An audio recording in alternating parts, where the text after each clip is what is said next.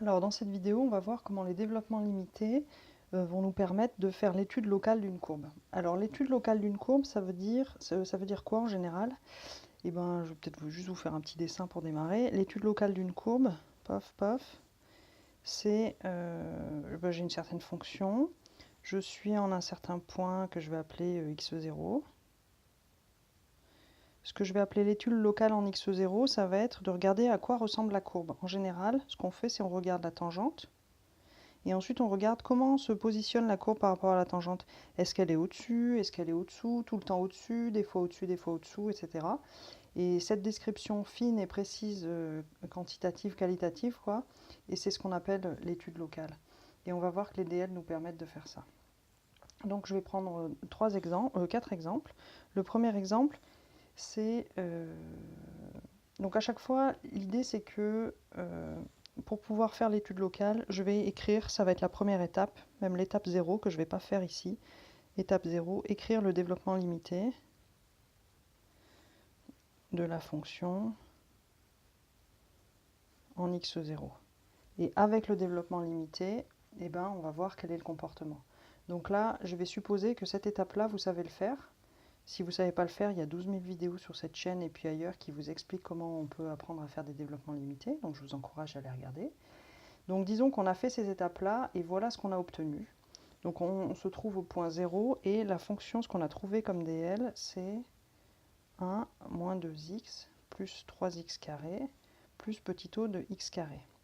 Donc la question, c'est une fois qu'on a trouvé ce DL-là, eh ben, on va pouvoir voir plusieurs choses. La première chose, c'est quelle est la tangente. Donc ça, c'est le DL en 0. J'aurais pu me mettre en x0, mais ça aurait été un truc un peu similaire, donc j'ai choisi de faire tous les dessins en 0. Vous pourrez faire d'autres exercices où vous mettez à un autre endroit pour voir le DL, mais ça ne change rien dans le raisonnement. Alors, donc la tangente en 0. Comment est-ce qu'on lit la tangente? Pour la tangente, vous vous souvenez de la formule, c'est y égale f' au point où on cherche la tangente, donc ici c'est 0, multiplié par x moins l'endroit où on est, c'est-à-dire 0, plus la valeur de la fonction en 0. Si vous regardez, ce truc-là, c'est justement le démarrage de la forme du polynôme de Taylor, en fait. f de 0 plus f' fois x moins le point, c'est le polynôme de Taylor. Autrement dit, polynôme de Taylor, c'est aussi le développement limité à l'ordre 1. Autrement dit, le démarrage du développement limité vous donne l'équation de la tangente. Donc là, la tangente, son équation, c'est juste le début du DL. L'ordre 1, c'est-à-dire y égale 1 moins 2x. Voilà l'équation de la tangente. Et maintenant, l'étude locale, c'est-à-dire c'est la position par rapport à la tangente.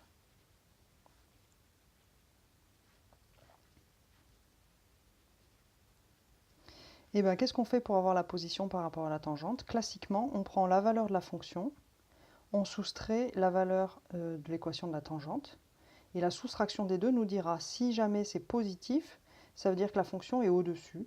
Si jamais c'est négatif, elle est au-dessous. Donc je vais écrire f de x moins, je vais appeler ça yf, la tangente. Donc ça me donne le dl, 1 moins 2x plus 3x2 plus petit o de x2, moins ce que j'ai trouvé pour yf, c'est-à-dire 1 moins 2x.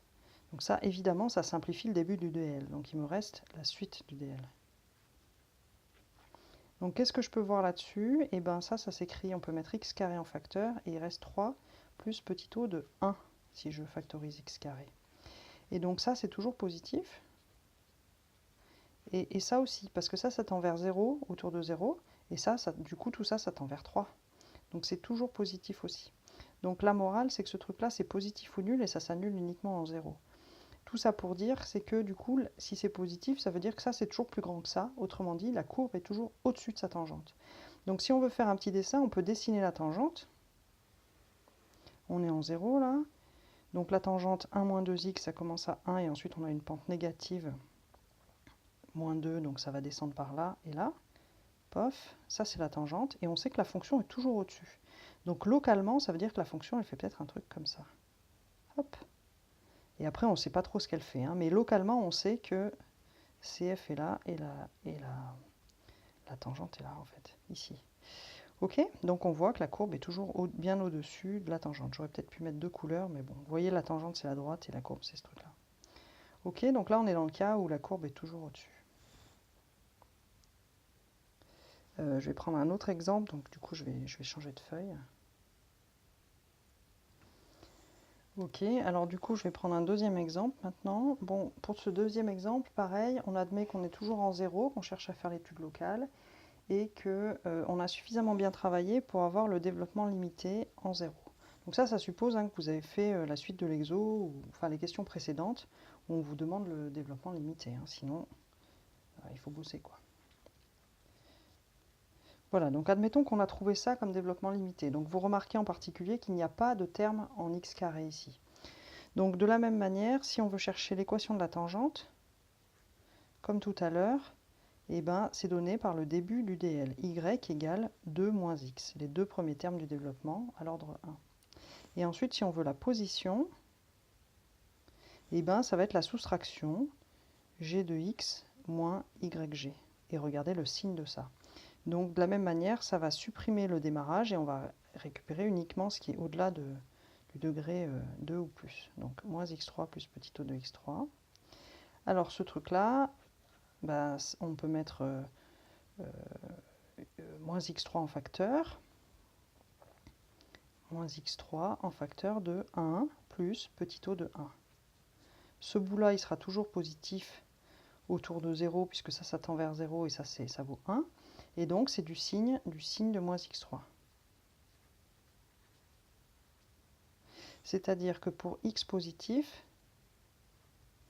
moins x3, ça sera négatif. Donc, g de x moins yg est négatif. Donc, la tangente est au-dessus de la courbe.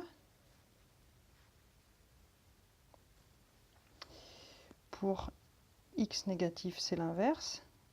G de x moins yg, ça fait moins x3, donc ça fait quelque chose de positif. La tangente est au-dessus de la courbe. Au-dessous, cette fois, de la courbe. Ok, donc là, si on veut faire un petit dessin, on est en 0. Pouf, pouf. La tangente, ça commence à 2, donc je vais le mettre là. 2 moins x, pente 1, donc ça fait un truc un peu plus plat que ça. Hop, 2 moins x. Et donc, je sais que la tangente est au-dessus ici, donc la courbe est en dessous. Et ensuite, la courbe va être au-dessus. Donc ici, on a un point d'inflexion. Pof. Et ensuite, pof. La courbe va traverser sa tangente, en fait. Un coup en dessous, un coup au-dessus. Ok ? On va prendre un troisième exemple. Là, admettons qu'on a travaillé et qu'on a trouvé h de x égale 3 plus x moins x4 plus petit o de x4. Donc là, de la même manière, la tangente YH a pour équation 3 plus x. La position, c'est h de x moins YH, c'est-à-dire la suite du DL, moins x4 plus petit o de x4. Le signe de ça, comme x4 est toujours positif, moins x4 c'est toujours négatif. Toujours négatif, donc courbe. La courbe est toujours sous la tangente. Ok, si on veut faire un petit dessin, donc la tangente, ça fera quoi? 3 plus x, donc peut-être le 0, il est quelque part par là. Voilà la tangente, c'est quelque chose qui monte. Si on est à cet endroit-là, là. Que fait la courbe? Toujours sous la tangente, donc on a une courbe qui fait quelque chose comme ça. Elle reste toujours sous la tangente. Et ensuite, quatrième exemple, j de x égale 4 plus 2x plus x5 plus petit o de x5. Donc là, au passage, vous pouvez voir, on n'a pas de terme en x carré, ni en x3, ni en x4. C'est le premier terme qui arrive, c'est x5. Donc on a été obligé de pousser le développement limité jusqu'à ce qu'il y ait quelque chose qui soit non nul. Parce que tant qu'on a des termes 0, vous voyez, si on avait écrit juste le DL à l'ordre 2, on aurait trouvé 4 plus 2x plus petit o de x2. On aurait été bien embêté parce que quand on soustrait avec l'équation de la tangente, là, on va trouver 4 plus 2x. Quand on soustrait, on aurait eu ça. On aurait trouvé petit o de x2. On n'a aucune idée de son signe, petit o de x2. On sait qu'il est petit, mais voilà quoi. Donc du coup, si on l'avait écrit à l'ordre 3, on aurait toujours eu un 0. Donc on aurait eu toujours la même chose, petit o de x3 ici, et même petit o de x4. Il a fallu attendre l'ordre 5 pour commencer à avoir une information. Et donc c'est ça qu'il faut faire quand on cherche l'étude locale, c'est qu'on pousse le DL jusqu'à ce qu'on ait un terme qui soit non nul dans le développement limité, sinon on n'a pas d'information si on est au-dessus ou au-dessous. Donc là, sinon, c'est toujours pareil, l'équation de la tangente est donnée par yj égale le dl à l'ordre 1, les deux premiers morceaux, 4 plus 2x. La position, on soustrait j de x moins la tangente. On va trouver ce qui reste, c'est-à-dire x5 plus petit o de x5. Le signe de ça, c'est le signe de x5 qui change en 0. Donc pour x positif, x5 est positif, donc j moins yj est positif, donc la tangente est sous la courbe, ou plutôt la courbe est au-dessus de la tangente, et pour x négatif, c'est l'inverse, c'est négatif, donc la tangente est au-dessus de la courbe. Si on fait un petit dessin, la tangente, donc c'est 4 plus 2x à cette tête-là, hein, on est à peu près là. Ici, on a quelque chose qui est positif à droite, donc la courbe est au-dessus, à droite, et en dessous là, donc on a un point d'inflexion, hop, on arrive là, et hop, on repart par là. Voilà, donc là, ça vous donne des exemples de qu'est-ce que ça veut dire faire l'étude locale. Moralement, faire l'étude locale, c'est calculer la tangente, la dessiner, dessiner le point où on se trouve aussi, et ensuite, localement, grâce au développement limité, arriver à voir quel est le signe de la soustraction, du reste entre la courbe et la tangente, pour pouvoir localement faire un petit dessin, dire c'est tout en dessous, un coup c'est en dessus, etc. Voilà, c'est ça qu'on appelle faire l'étude locale d'une courbe.